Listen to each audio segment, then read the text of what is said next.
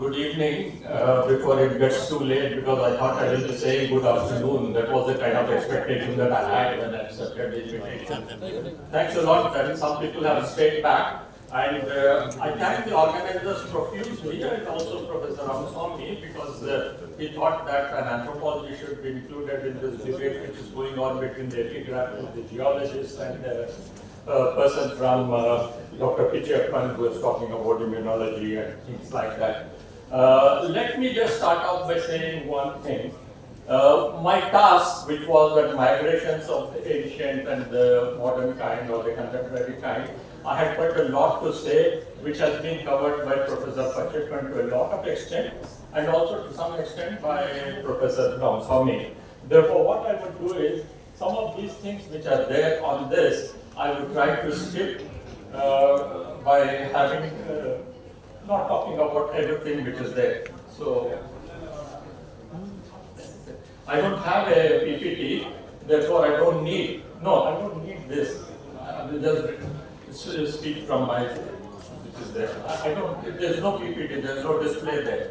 Okay. So what I would do first is that thank both the speakers, the three speakers, including the epigraphists who were there before me. But one of the things I think I would like to point out first is that the debate on certain things which were raised by Professor Pacheco and Professor Ramaswamy have been set to a lot, have been settled to a large extent, but there can still be doubts because we are not talking about precise things and specific things. Okay, now let me start off by saying that, as Professor Pichappan pointed out, human beings evolved.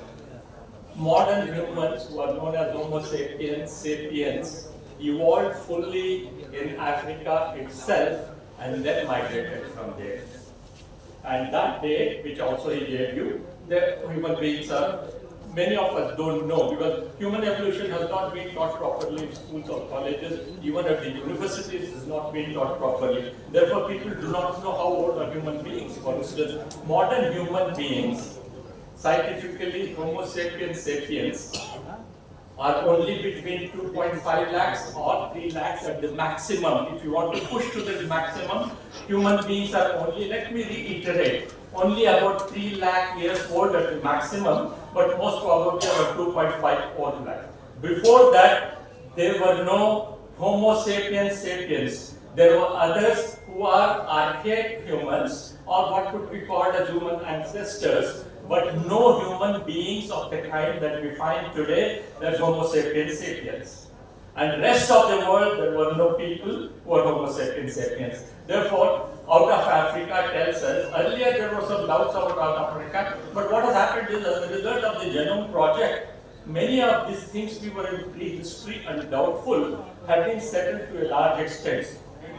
And many of people are not aware of this because they haven't paid much attention to what has happened in the Genome Project, what DNA can do today, and it can precisely tell you somebody's ancestry and somebody where they evolved, and so many different things can be done on that. Therefore, humans evolved in one single space and migrated from there, what is known as out of Africa, around 70,000 years back. So 70,000 years back, there were no human beings in any part of the world.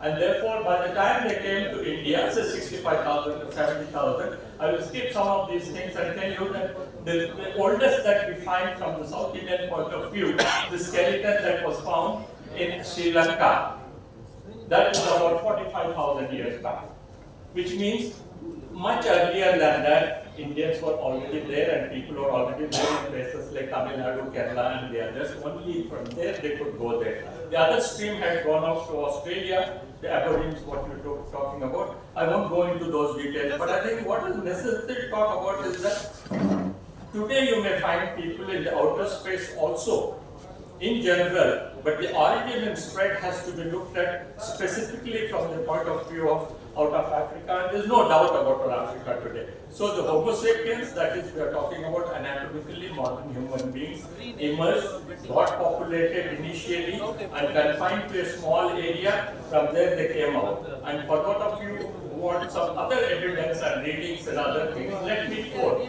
Ravi Korishakkar happens to be a very close friend of mine. and Professor Pacheco was referring to that. And the other people who have done a lot of work, until last week I have been in touch with them. One is Partha Majumdar. The other one, a fantastic work brought out by him. He was a journalist, but turned into a kind of an archaeologist that done a lot of study, and then the kind of cross references that his views are amazing. And that book is Early Indians by Tony Joseph. If anybody reads Tony Joseph, many of the misconceptions which are there will be cleared. And it's a very updated kind of a thing. 2023 publication is also there. Therefore, I would urge some of you who have any doubts about it to also read Tony Joseph, so that you know what exactly has happened in history. And the title of the book is Early Indian. That's the main title which is there. And then one of the most celebrated sociologists, in fact, he was my contemporary at the Davis School of Economics, where we were doing sociology, Amitabh Ghosh. In one of his recent works, the Nutmeg Skulls, I don't know how many of you have seen this, I just quote a small part from this book, where Amitabh Ghosh also talks about how, except for one small part of Africa, this is a quotation, except for one small part of Africa, nowhere on earth can people be said to be truly native, in the sense of having come into being on that soil. Therefore, this is page 221 from Amitabh Ghosh. So, what the Out of Africa theory tells us is that a section of humans decided to move out, emerge out of Africa in the region today, what is known as Djibouti and Eritrea, on the coast around Bab el-Mandeb. Bab el-Mandeb is on the Arab kind of thing, so it is also known as the Gate of Grief or Gate of Tears. It's a strait between Yemen and Arabian Peninsula, and this part, Djibouti and Eritrea, was the area with the Horn of Africa from where people came over. It connects the Red Sea and the Gulf of Aden. By the extension, it comes into the Indian Ocean. So Homo sapiens have been indigenous and endemic only to a small part of Africa where they evolved. Which further means that Homo sapiens are, let me use this word in a specific sense, are aliens in most part of the world, in the true sense of the word.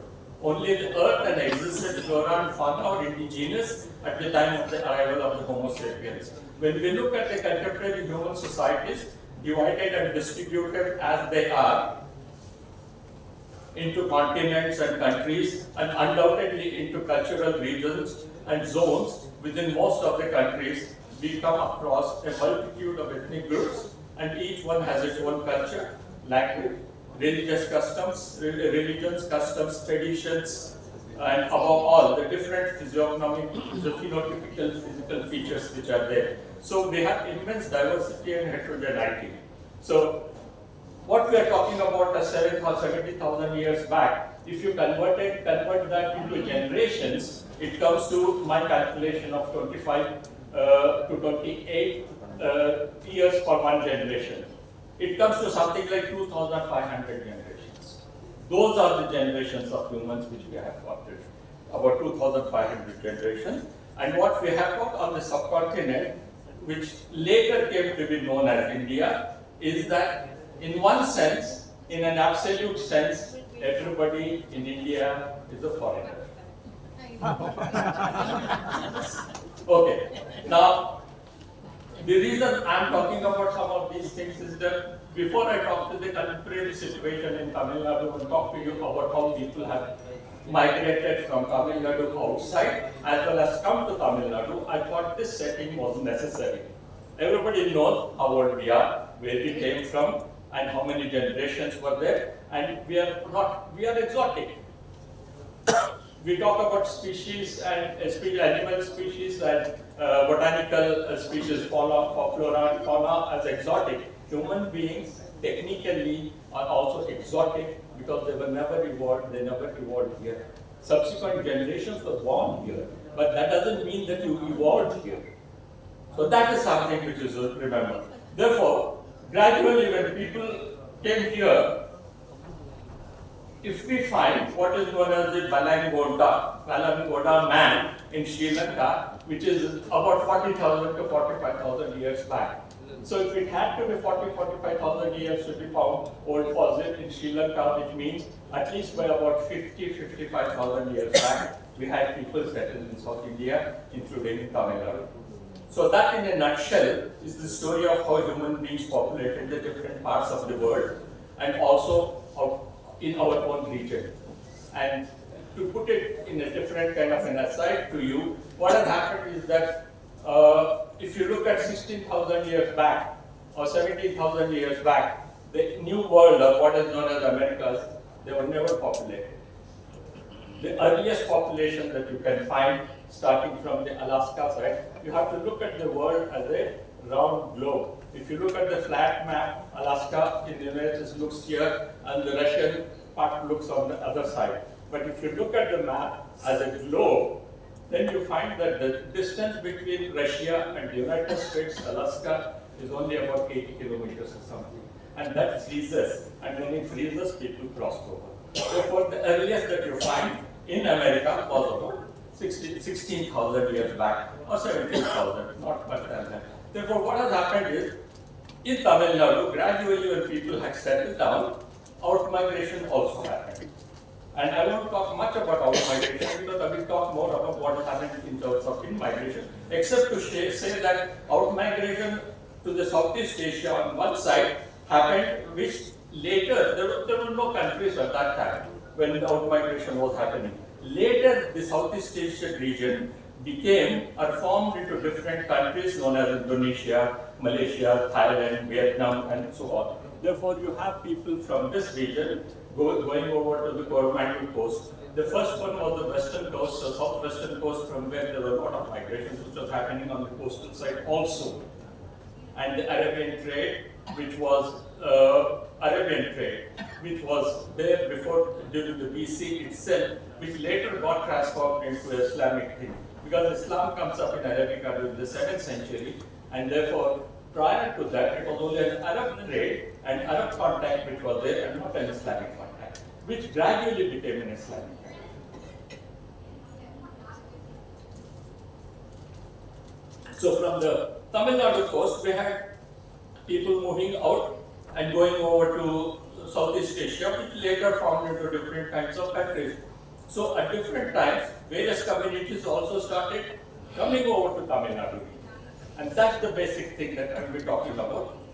And this is something I think would be again interest to most of you people. I was with the anthropology department of Madras University for about 35 years. And at that time, along with the School of Social Sciences as well as the Department of Anthropology, we did a study of all the communities in Tamil Nadu. All. So this is found in what is known as the People of India series published by the Anthropological Survey of India. And Tamil Nadu has got 3 solid volumes of this size. All the communities, you think of any community that has been covered. And my task was to look at the religious and linguistic minorities which are there in Tamil Nadu, and that was the thing that I was doing.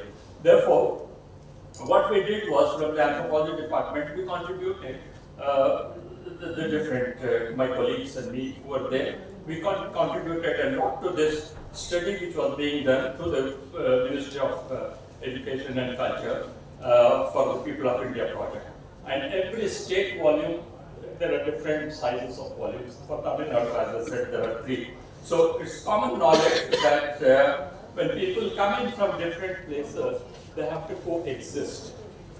They have to coexist with already existing communities and already existing groups of people. So when different cultures come together and coexist, what happens is, in anthropology we call it acculturation. And acculturation means intercultural borrowing. And this is something which happens sometimes both ways. That is, the coming community also contributes, as well as the existing community contributes to that. And the flow is not equal, opposite, and equal. I mean, it's not equal, and it's not something where everybody or every group gets influenced. Sometimes they do, sometimes they don't. And this has happened to most of the people who have come from there, as well as the Tamil societies also have got influenced by this. So to expect an equal flow from either culture and borrowing of cultural traits on a one-to-one basis That's not feasible. But what is feasible is that there is always intercultural borrowing if societies live together over a period of time. And that happens, and that has happened, that happens everywhere. But it also depends on the kind of host society which is there. For instance, in certain places, the host societies can be hostile. They may use the word host, but then the host is not something which you expect, like having a guest coming to you. Tamil Nadu, in a different way, has been more accommodative compared to many other societies, and that's why I think the communities which came from outside have had a good kind of an understanding which has been there. And you look at certain communities or certain groups of people elsewhere in India, I don't have to tell you specifically what's happening, and the right-wing kind of culture and the right-wing kind of influences which are happening, which has not happened, and therefore you don't have a single right-wing MP from Tamil Nadu. Kerala has contributed one as a kind of an accident probably, but then Tamil Nadu has not done that. Hope that kind of a thing remains. So this is something which is important to us because the other people told you, two of my predecessors told you about what happened in history, what happened in prehistory, but then what I'm trying to tell you is something which is happening in a contemporary kind of a sense in terms of how we are managing. So a culture also, most of the people who have come here, the different groups, and I will be giving some of the examples of those groups, a culture which has developed in a particular area develops because of different reasons. History, of course, contributes a lot. Ecology contributes a lot to people's culture. And that is something which normally people neglect, how ecology can have an influence, including on your language. And that is something I think which people have not. Therefore, a culture that developed in a particular niche influences the culture of groups that have migrated to the region. And this difference happens because of ecological, social, economic settings, and they have an impact on the migrant group also. So Tamil culture is, as you know, one of the most ancient and has evolved, developed, flourished much before other cultures could find their feet. And the migration of other groups to the area suggests not only tolerance and the spirit of coexistence on the part of the Tamil, but also the hospitable conditions that prevail here. The nature of acculturation, which I referred to earlier, in the context of Tamil culture has to be viewed at two different levels. Number one, that the successful attempts of Muslim and Christian missionaries in converting the locals to the respective religions, whereby a very interesting synthesis of local and migrant culture has evolved. Now, if you look at most of the Christian communities and many of the Islamic countries, the original conversions which have happened, they have happened in a very, very easy manner, without any conflicts and without any kind of a problem happening. And I don't know how many of you have been following what happened in 1981 in Meenakshipuram. And we have done a study over the last 40 years in Meenakshipuram, going there almost every day, and then almost every year, and trying to get the data from there. 180 households got converted on a single day. And there were different reasons for that. My published work is available on that for those who are interested. I won't go into the details, but then nothing happened. Go to UP, Bihar, or any of these states, forget 180 households. One single individual having an independent kind of a thought of doing something different from what happened, particularly for that person earlier, they will have problems. And that's the reason why today, not today, earlier, for a long time, the arrival and settling down of different religious groups and sects in a Tamil cultural milieu has happened in a very, very